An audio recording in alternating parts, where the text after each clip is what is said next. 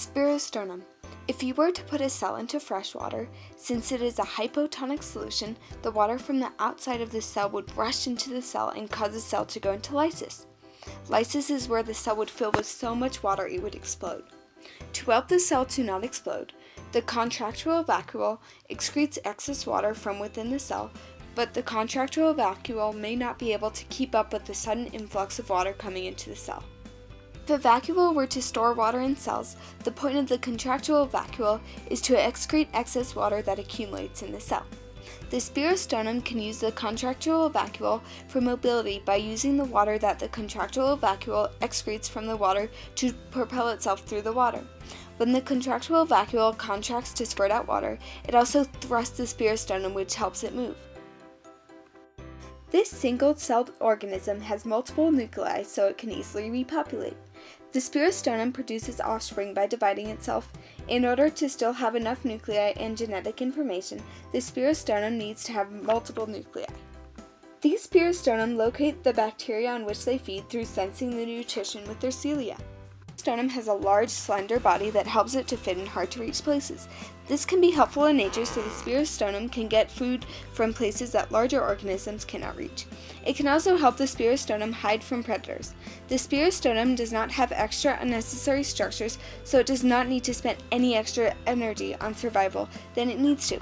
The strand of nuclei in this organism also provides the spirostomum with enough nuclei to divide itself in half in order to create offspring and still have enough genetic information itself. Organism is a eukaryotic cell. The spirostomum cell has membrane-bound organelles, including membrane-bound nucleus. The organism is an individual. The spirostomum were living on their own and were freely floating wherever they felt food was. The spirostomum did not seem to communicate with one another or stay together. When it does come wintertime, they do group together in order to maintain as much heat as possible. The spirostomum cell is heterotrophic. The spirostomum must eat small organisms in order to obtain nutrients and ultimately produce energy. The spirostomum uses its cilia to move. The cilia move back and forth in order to move the spirostomum in conjunction with moving the spirostomum in an S-wave manner. The spirostomum reproduces through binary fission. The spirostomum's reproduction may be asexual, or the spirostomum may reproduce through conjugation.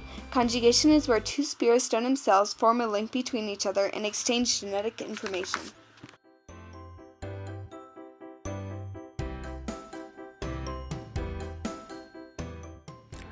Cellulase is an enzyme since it ends in ase. Cellulase takes cellulose and turns it into a glucose molecule.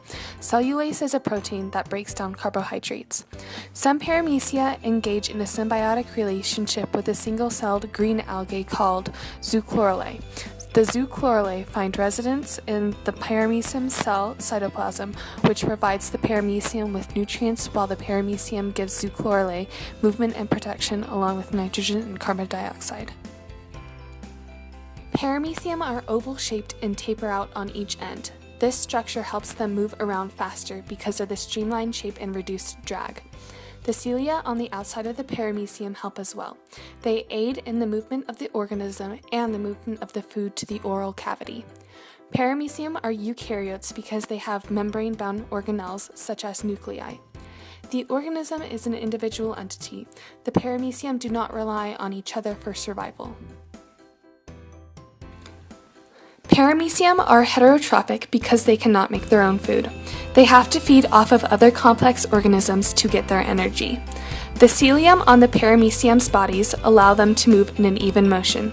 They move the cilia at an angle so they spiral through the water. If they run into an object, the cilia beat forward, causing them to go backward. They turn, then continue forward. If they run into another object, then they repeat the process until they are clear. Paramecium reproduce asexually through binary fission. The macronuclei split and the micronuclei go through mitosis to make the new organism.